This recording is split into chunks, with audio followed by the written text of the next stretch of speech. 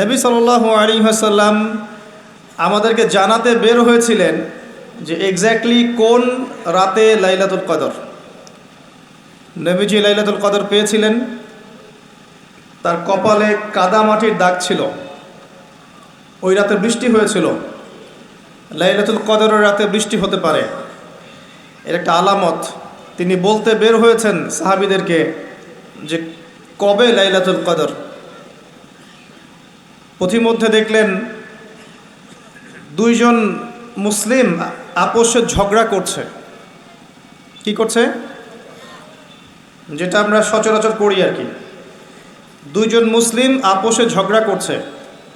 নবী সাল্লাল্লাহু আলাইহি ওয়াসাল্লাম বললেন যে আমি লাইলাতুল কদর জানানোর জন্যই এসেছিলাম, কিন্তু মুসলিমদের আপোষের ঝগড়ার কারণে এই জ্ঞানটাকে আমার থেকে ভুলিয়ে দেওয়া হয়েছে। এই ভুলিয়ে দেওয়ার মধ্যেই কল্যাণ ছিল। নবী সাল্লাল্লাহু আলাইহি ওয়াসাল্লাম বললেন, তোমরা লাইলাতুল কদর রমাদানের শেষ দশকে তালাশ করবে, শেষ দশকের বিজোড় রাতে তালাশ করবে, অর্থাৎ 21, 25, 23, 27 এবং 29 এই 5টা রাতে তোমরা লাইলাতুল কদর তালাশ করবে। ইনশাআল্লাহ এর মধ্যে একটা রাত লাইলাতুল কদর হবে। এই রাত যে পেয়ে যাবে, 1000 মাস ইবাদত করলে যে নেকি হয়, এই এক রাত ইবাদত করলে সেই নেকি হবে ইনশাআল্লাহ। লাইলাতুল কদরি খায়রুম মিন আলফি শাহর। এবং এই রাতে কি হয়? তানাজ্জালুল মালায়েকাতু ওয়ার রূহু ফিহা বিইذনি রাব্বিহিম মিন কুল্লি আমর। এই রাতে ফেরেশতা মণ্ডলী আসমান থেকে নেমে আসেন পৃথিবীতে, এবং তাদের সর্দার হচ্ছেন জিবরাইল আলাইহিস সালাম। কি নিয়ে নেমে আসেন? প্রত্যেকটা বিষয়ের ফয়সালা নিয়ে। অর্থাৎ এই এক বছর কি হবে আপনার সাথে, এটা লাইলাতুল কদরের মধ্যে ফিক্স করা হয়। মানুষের তাকদীর 3 দফায় লেখা হয়। কয় দফায়? প্রথম দফা হচ্ছে আসমান এবং জমিন সৃষ্টি করার 50,000 বছর আগেই আমাদের তাকদীর লেখা হয়ে গেছে। আসমান জমিন সৃষ্টি করার 50,000 বছর আগেই আপনার আমার তাকদীর লেখা হয়ে গেছে। এরপর মায়ের গর্ভে যখন সন্তানের রূহটা আসে, 4 মাস 10 দিন বয়স বাচ্চার, তখন আল্লাহর পক্ষ থেকে একজন ফেরেশতা আসেন, রূহ নিয়ে আসেন। রূহটা কি? রূহ মানে কি? সায়েন্সকে জিজ্ঞাসা করেন রূহ মানে কি, বলতে পারবে? ওয়াসআলুনাকা আনির রূহ, তারা তোমাকে রূহ সম্পর্কে জিজ্ঞাসা করে। কুলির রূহু মিন আমরি রব্বি, রূহ হচ্ছে তোমার রবের আদেশ মাত্র, আদেশ। ব্যাখ্যা করতে পারবে না, কঠিন না তরল না বায়বীয়। আল্লাহর হুকুমে এসেছে, আল্লাহর হুকুমেই চলে যাবে, কোনো কারণের দরকার নাই। আল্লাহ যদি বলেন কুন ফায়াকুন, এর নাম রূহ। তারা তোমাকে রূহ সম্পর্কে জিজ্ঞাসা করে। কুলির রূহু মিন আমরি রব্বি, বলো যে রূহ তোমার রবের আদেশ মাত্র। ওয়া মা উতীতুম মিনাল ইলমি ইল্লা কলিলা, রূহ সম্পর্কে তোমাদেরকে বেশি জ্ঞান দেয়া হয়নি। তো এই রাতে যখন মালায়েকার পক্ষ থেকে আল্লাহ পাক রূহটা পাঠিয়ে দেন মায়ের গর্ভে, মালায়েকা ফুঁকে দেন, তখন বাচ্চা নড়াচড়া শুরু করে, বাচ্চার হার্টবিট পাম্প করা শুরু করে। তখন ফেরেশতা লিখে দেন তার হায়াত, তার রিজিক, সে সৌভাগ্যবান না দুর্ভাগ্যবান, এবং তার পরিণতি কী হবে লিখে দেয়া হয়। দ্বিতীয় দফায় তাকদীর লেখা হয়। প্রথম দফায় কোথায়? আসমান জমিন সৃষ্টির 50,000 বছর আগে লাউহে মাহফুজে লেখা হয়ে গেছে। দ্বিতীয় দফা এখানে। এরপর লাইলাতুল কদরে আগামী 1 বছর কোথায় কি হবে না হবে প্রত্যেকটা বিষয় ফয়সালা করা হয় লাইলাতুল কদরে, যেটা রমাদান মাসের শেষ দশকে, শেষ দশকের বিজোড় রাতে। অতএব শেষ দশকে আমরা বাজার ঘাটে বেশি ব্যস্ত হব না। রমাজান আসন্ন, আমি কয়েকটা লেকচারে এটা নিয়ে কথাও বলেছি, তবে আপনাদেরকে স্মরণ করানোর জন্যে আমি কয়েকটা কাজের কথা বলছি। রমাজান মাসের প্রথম কাজ হচ্ছে বিশুদ্ধভাবে সওম রাখা। যতক্ষণ পর্যন্ত একজন রোজাদার আল্লাহ পাকের সমস্ত নিষেধ ত্যাগ না করছে, রোজা হচ্ছে না। একজন ব্যক্তি যদি পানাহার ছেড়ে দিয়ে সুদ খায়, সওম রেখে জেনা করে, সওম রেখে মিথ্যা কথা বলে, রোজা রেখে মানুষকে ঠকায়, রোজা রেখে মাপে কম দেয়, রোজা রেখে দুর্নীতি করে, রোজা রেখে ঘুষ খায়, ইত্যাদি ইত্যাদি, ওই ব্যক্তির রোজার আল্লাহর কাছে কোনো দাম নাই। এমনভাবে হাদিস এসেছে, কেউ যদি রোজা রেখে মিথ্যা কথা বলে, অশ্লীল কাজ করে, ওই ব্যক্তির পানাহার ত্যাগ করায় আল্লাহ পাকের কিচ্ছু যায় আসে না। বলেন নাউজুবিল্লাহ। তাহলে সওমের প্রকৃত অর্থ হচ্ছে আত্মশুদ্ধি অর্জন করা, তাকওয়া অর্জন করা। তাকওয়া তখনই অর্জিত হবে যখন আমরা আল্লাহর সমস্ত হারাম ছাড়তে পারব, তার আগ পর্যন্ত না। রোজা রাখবেন এভাবে যাতে আল্লাহ পাকের নিষেধে আপনি না জড়ান। 2 নাম্বার, রমজান মাসে বেশি থেকে বেশি দান সদাকা করেন। আপনাকে আল্লাহ পাক যতটুকু সামর্থ্য দিয়েছেন, এই সামর্থ্য দিয়ে বেশি থেকে বেশি দান সদাকা করেন। পারবেন? পারা যাবে ইনশাআল্লাহ। আল্লাহ তৌফিক দান করুন। 3, রমজান মাসে বেশি ভোগবিলাসী হবেন না, খুব বেশি খেতে যাবেন না।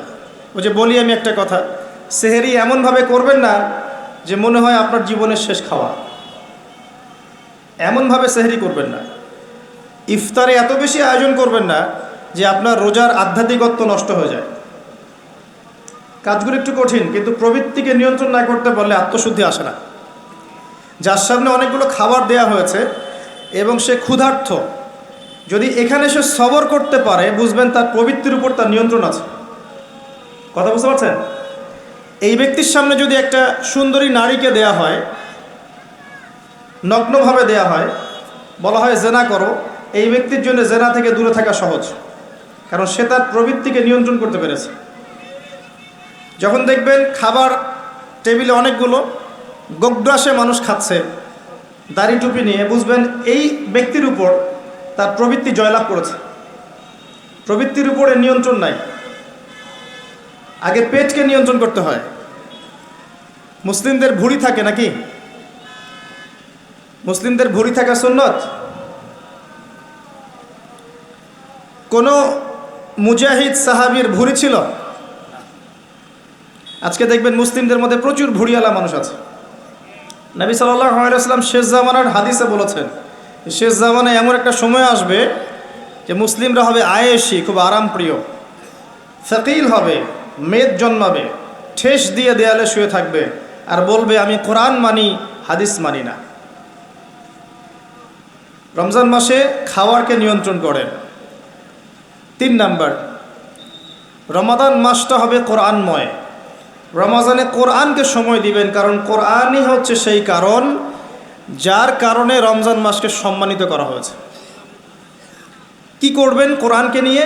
প্রথমত আপনি তিলাওয়াত করবেন, বিশুদ্ধ করে তিলাওয়াত করবেন। প্রত্যেক দিন একটা করে পারা তিলাওয়াত করার চেষ্টা করেন। পারা যাবে ইনশাআল্লাহ? এক পারা একদিনে 20 পৃষ্ঠা, সময় লাগবে সর্বোচ্চ 1 ঘন্টা। হাফেজে কোরআন যারা, তাদের মাত্র 20 মিনিট লাগে। আর যারা আমরা কোরআন টুকটাক বুঝি, তাদের উচিত হবে রমজান মাসে কোরআন অর্থসহ পড়া, একটু গবেষণা করা, আল্লাহ পাক কী বলেছেন কোরআনে, এটাকে তাদাব্বুর করা। পারা যাবে ইনশাআল্লাহ? যারা হাফেজ আছি, রমজান মাসে হিফজ চর্চা করব। তারাবির সালাতে আমরা পুরো কোরআন খতম করব ইনশাআল্লাহ। এবং তারাবির সালাতে যিনি তেলাওয়াত করবেন, তার তিলাওয়াতটা হবে সুমধুর। সবচেয়ে সেরা তেলাওয়াতকারীকে তারাবি পড়াতে দিবেন। ইমাম সাহেবদেরকে, মুয়াজ্জিন সাহেবদেরকে, খতিব সাহেবদেরকে, তাদের পরিবারের দায়িত্ব আপনারা নিয়ে নেবেন। তারা এই মাসে দিনকে সময় দিবে, কোরআনকে সময় দিবে, তারাবি পড়াবে, নামাজ পড়াবে। তাদের ফ্যামিলির দায়িত্ব আপনারা নেবেন। তাদেরকে ভালো অঙ্কের হাদিয়ার ব্যবস্থা করবেন, যাতে তাদের টাকা পয়সা রিজিকের জন্য ফিকির করতে না হয়। পারবেন না ইনশাআল্লাহ? ইনশাআল্লাহ তাআলা।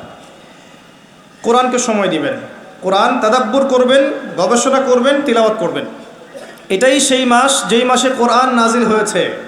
আর কোরআন নাজিল হয়েছে বলেই বিশ্বে ইসলাম প্রতিষ্ঠা পেয়েছে। কোরআন না থাকলে ইসলাম থাকতো? হাদিস না থাকলে ইসলাম থাকতো? কোরআন হাদিস আল্লাহর ওয়াহি, আল্লাহর প্রত্যাদেশ এই মাসে নাজিল করা হয়েছে। তাহলে এই মাসের মূল বিষয়টা কি? এই মাসের মূল বিষয়টাই হচ্ছে কোরআন।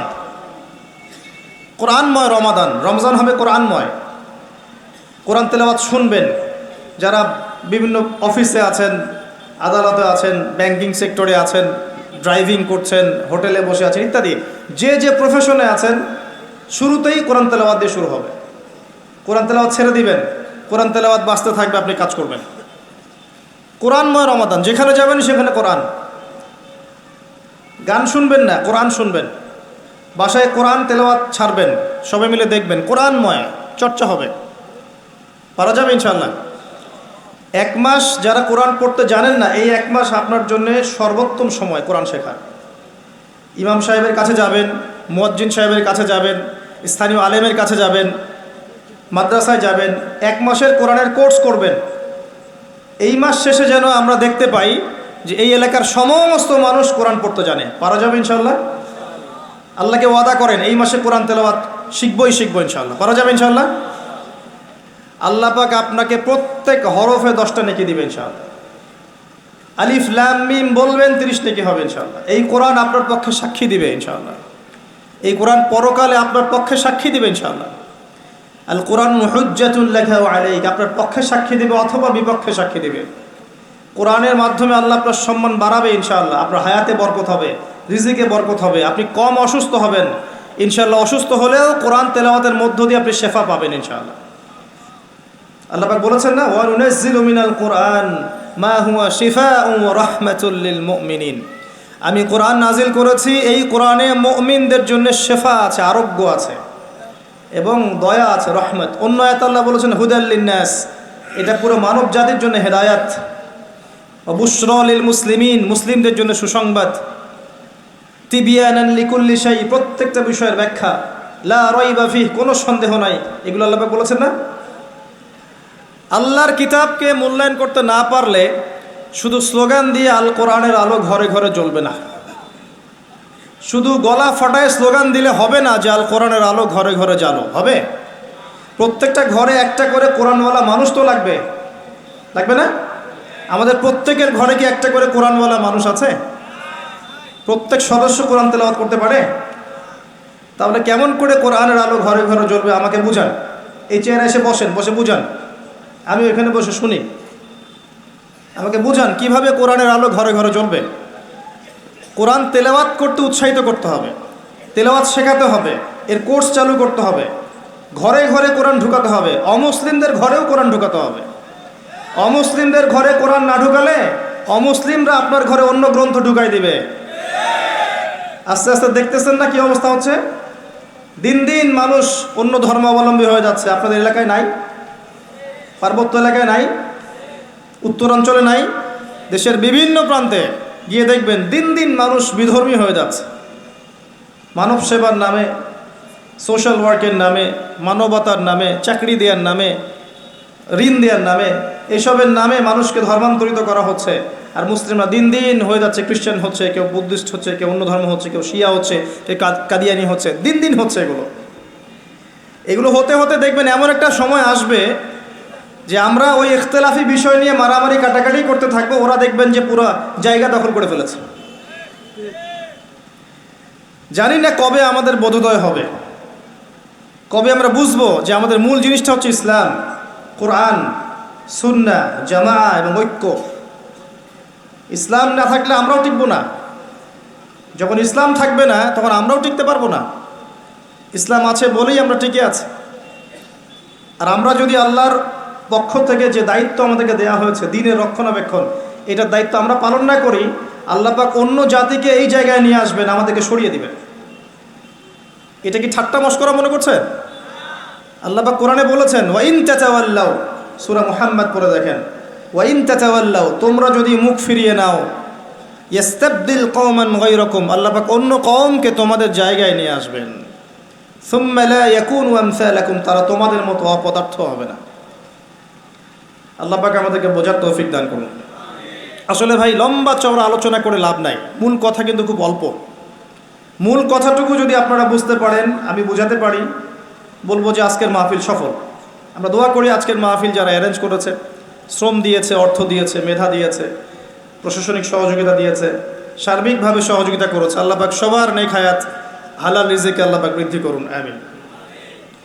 কোরআনময় রমাদান হবে, রমজানটা হবে কোরআনময়। খালি কোরআন নিয়ে পড়ে থাকবেন, হাদিস পড়বেন, তালিম করবেন, মসজিদে নামাজের পরে হাদিসের চর্চা হবে, আসর থেকে মাগরিব পর্যন্ত ইমাম সাহেব একটা বিষয়ের উপর দার্স দেবে, একসাথে ইফতার করবেন, একটা ইসলামী সংস্কৃতি বিরাজ করবে। আমলের মৌসুম, গোনা মাফ করানোর একটা মৌসুম। সেই ব্যক্তির জন্য ধ্বংস যে ব্যক্তি রমজান মাসকে পেয়েছে কিন্তু তার গোনা মাফ করাতে পারলো না।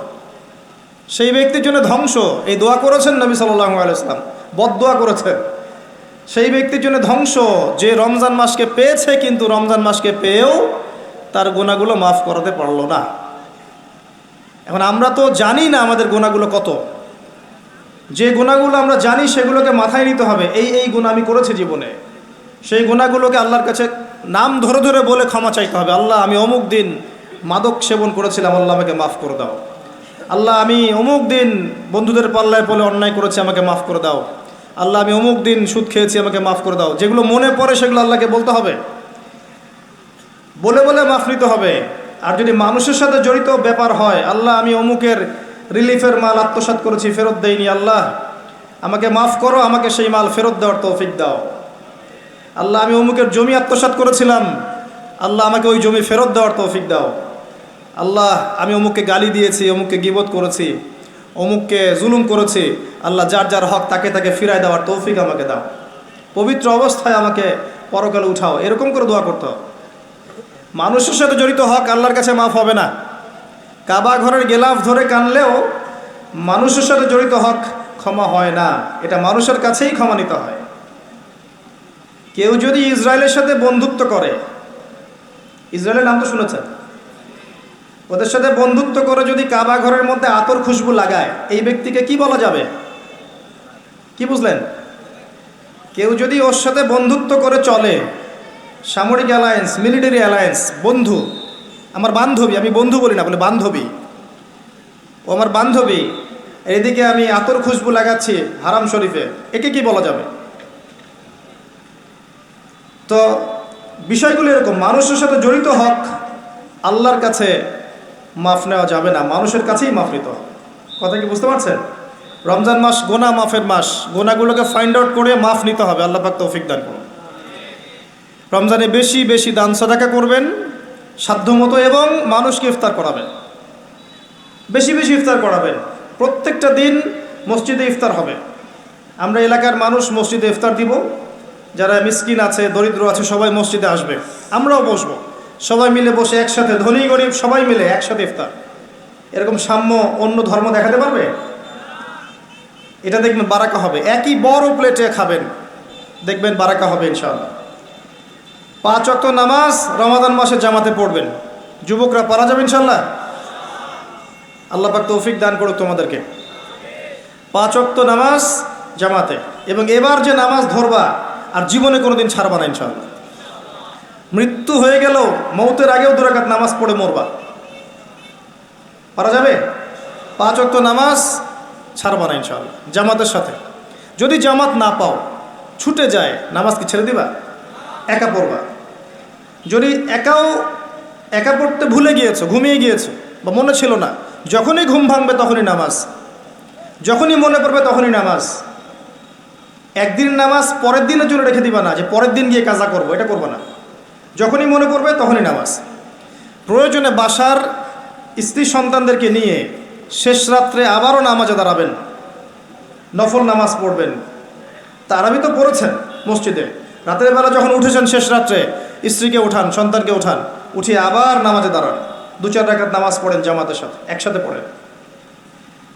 হাদিসের দার্স করবেন, নামাজের পরপর হাদিসের দার্স করবেন মসজিদে। আপনাদের কাছে মুনতাখাব হাদিস বইটা আছে না? আছে? ফয়জুল কালাম বই নাই? মিশকাত, বুলুগুল মারাম, রিয়াদুস সালেহিন, এই বইগুলো আছে না?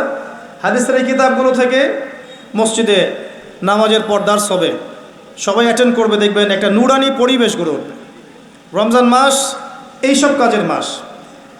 আপনার রমজানের যে খরচাপাতিগুলো আছে আগেই করে ফেলবেন। এই শাবান মাস শেষ হয়ে যাচ্ছে, এই 15 দিনের মধ্যেই আপনি রমজানের খরচাপাতি করে ফেলবেন। রমজান মাসে বেশি বেশি বাজারে যাবেন না। এই মাসটাতে আপনি আল্লাহকে সময় দিবেন, সেজদায় সময় দিবেন, আপনি রিল্যাক্সে নামাজ পড়বেন, তাড়াহুড়া করবেন না। দুনিয়ার কাজকে কমিয়ে ফেলবেন, দুনিয়ার অনেকগুলো কাজ আপনি কমিয়ে ফেলবেন। রমজান আমরা দেখি আমরা দুনিয়ার কাজে ব্যস্ত হয়ে যাই, আর মা বোনরা রান্নার কাজে ব্যস্ত হয়ে যায়। এই কাজ করবেন না। এত বেশি রান্নার তো প্রয়োজন নেই আমার।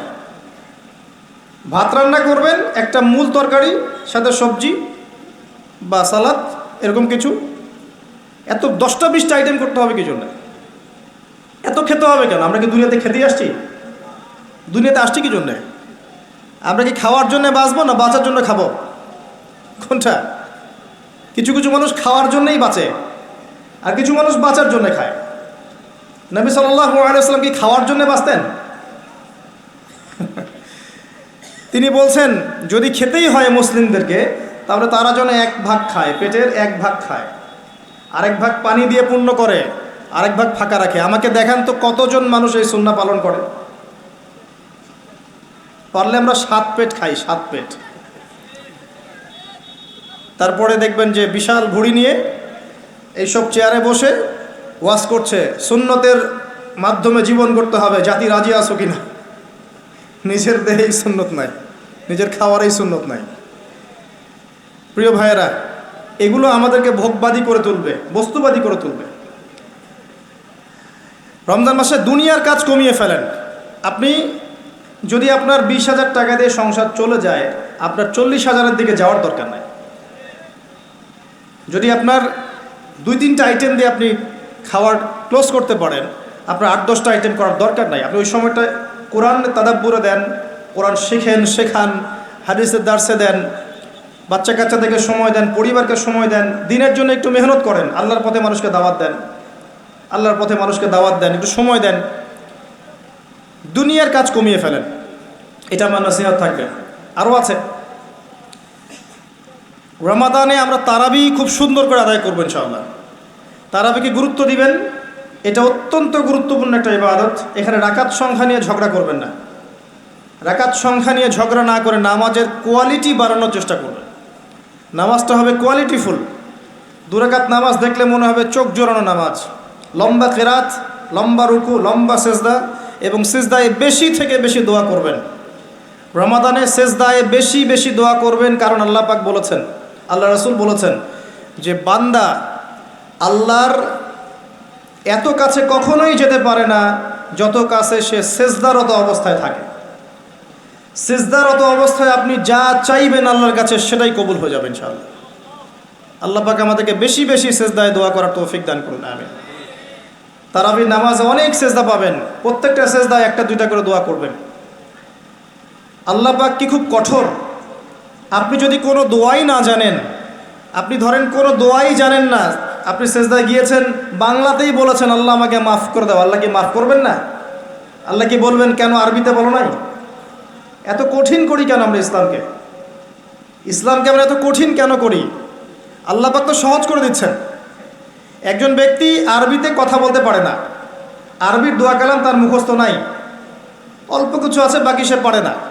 এখন সে সেজদায় গিয়ে বাংলায় যদি আল্লাহকে বলে ফেলে, আল্লাহ আমার সন্তানটা অসুস্থ, তাকে শেফা দিয়ে দাও, আল্লাহ আপনাকে শুনবেন না?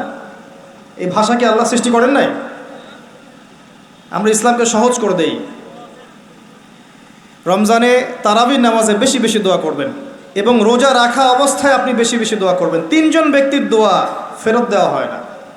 3 জন ব্যক্তির দোয়া ফেরত দেয়াই হয় না। তার মধ্যে একজন হচ্ছে যে ব্যক্তি রোজাদার, রোজা রেখেছে, দোয়া করছে। রোজাদারের জন্য 2টা আনন্দের মুহূর্ত আছে। একটা হচ্ছে ইফতারের সময়, যখন সে ইফতার করে। একটা হচ্ছে যখন এর প্রতিদান আল্লাহ পাক দিবেন পরকালে, ওই সময়টা সে অত্যন্ত খুশি হয়ে যাবে।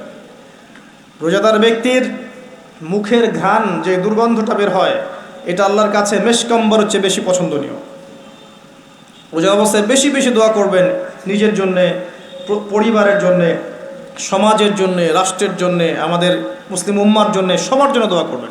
দোয়াকে সংকীর্ণ করবেন না, সবার জন্য দোয়া করবেন। যখন আপনি অন্য মুসলিম ভাইয়ের জন্য দোয়া করবেন, তখন আপনার মাথার কাছে একজন ফেরেশতা আসবেন, এসে বলবেন তোমার জন্যেও তাই হোক, তুমি যার জন্য দোয়া করছো। সুবহানাল্লাহ। এটা আপনি দোয়া করেন যে আল্লাহ আবু তোহা ভাইকে তুমি দীর্ঘনেক হায়াত দিও, তাহলে দেখবেন আপনার মাথার কাছে ফেরেশতা এসে বলবে যে তোমার জন্যও তাই হোক। এটা পলিটিক্স করলাম আপনাদের দোয়া পাওয়ার জন্যে, তো এই দোয়া করবেন। আচ্ছা, আরও আছে। রমাদান মাসে আমাদের মা বোনদেরকে খাস পর্দায় রাখার চেষ্টা করেন, আর স্পেশালি নিজের যে ইনকাম, আপনার যে বেতন, এই বেতনের বড় অংশটা ওদের হাতে দিয়ে বলিয়েন না শেষ দশকে মার্কেটে যায় মার্কেটিং করে আস, এটা বলেন না। তাহলে শেষের দশকটা তারা নাপাক করে ফেলবে। শেষের দশকটা লাইলাতুল কদর পাওয়ার দশক। এই সময়টা ইতিকাফ করতে হয় মসজিদে, সুন্নত, যাতে করে আমরা লাইলাতুল কদর পেয়ে যাই। আর শেষের দশকে আপনি দেখবেন মুসলিমরা বেশি বেশি হাট বাজার করছে, মার্কেটিং করছে, ঈদের শপিং করতে হবে। এই শপিংটা আগে করা যেত না? এখন যদি আমার কাছে টাকা থাকে, আমি যদি একটা জুব্বা বানিয়ে রাখি বা একটা বোরখা কিনে রাখি, বাচ্চাদের কিছু কাপড় কিনে রাখি, এটা তার ঈদের দিন পড়বে, হকাদায় হবে না? করা যাবে না? ওই আগের রাতেই কিনতে হবে। দেখবেন আগের রাতে সারা এলাকায় গান বাজনা হচ্ছে, হোটেলে হোটেলে গান বাজছে, চায়ের দোকানে গান বাজছে, মনে হচ্ছে যেন শয়তান নাজিল হলো। আবার শয়তানকে বেঁধে রাখা হয়েছিল, এবার শয়তান খোলা, এবার শয়তান পৃথিবীতে বিচরণ করছে। প্রত্যেকটা দোকানে দোকানে শয়তান, গান বাজতেছে। ঢাকা শহরের রাস্তাঘাটে গিয়ে দেখবেন কি একটা অবস্থা, গান বাজতেছে, ডিজে পার্টি হচ্ছে, বোমা ফাটাচ্ছে, বোমা মানে চকলেট বোমা, পটকা পটকা এগুলো ফাটাচ্ছে, হই হুল্লা করছে, নাচ গান করছে, ছেলে মেয়ে একসাথে হই হুল্লা করছে, কি একটা মজা। এদের জন্য ঈদের আনন্দ। সারা মাস নামাজ পড়ে নাই, রোজাও ঠিকঠাক মতো রাখে নাই, দান সদকা করেনি, তারাবি পড়ে নাই, তাজকিয়ার কোনো খবর নাই, এদের জন্য কি ঈদের আনন্দ? কাদের জন্য? আল্লাহ পাক বলছেন কদ আফলাহা মান যাক্কাহা, সেই ব্যক্তির জন্য ঈদের আনন্দ। কদ আফলাহা মান যাক্কাহা, সে সফল হলো যে তাজকিয়া অর্জন করতে পেরেছে। কদ আফলাহা মান তাযাক্কা ওয়া যাকারা ইসমা রাব্বিহি ফাসাল্লা, এবং রবের নাম উচ্চারণ করতে করতে সালাত আদায় করতে ঈদগাহের মাঠে গিয়েছে। আল্লাহু আকবার, আল্লাহু আকবার, লা ইলাহা ইল্লাল্লাহ, ওয়াল্লাহু আকবার, আল্লাহু আকবার, ওয়ালিল্লাহিল হামদ, এটা পড়তে পড়তে ঈদগাহের মাঠে গিয়েছে। এর জন্য ঈদের আনন্দ। তো আমরা এই বিষয়গুলোতে একটু বেশি খেয়াল রাখার চেষ্টা করবো ইনশাআল্লাহ। আল্লাহ পাক আমাদের সবাইকে ইফেক্টিভ রমাদান পালন করার তৌফিক দান করুন। রমাদান মাসকে কোরআনময় করুন। আল্লাহুম্মা আমিন।